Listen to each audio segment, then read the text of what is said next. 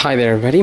On today's video I'm just going to show you how to remove and replace the battery on this key fob. This is the key for an Audi A1 2013, and basically if you need to change your battery, we need to open this little compartment here.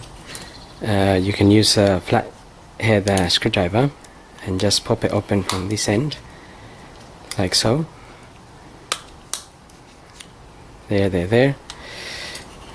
And we can then pull this plastic cover out, really. You will then find your battery in there. It's a CR2032. You can just pick it from the side and take it out.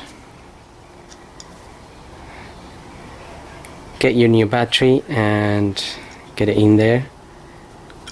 So this particular battery is okay. I don't need to change it, but just for the purpose of the video, put your new battery in there with the positive side facing this way,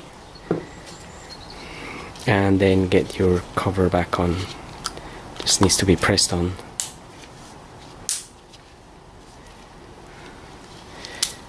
And that's it. Now this key, yes, belongs to an A1, but I know the A4 and a few other Audis have the same key. So anyway, I hope this video helps, and thanks for watching.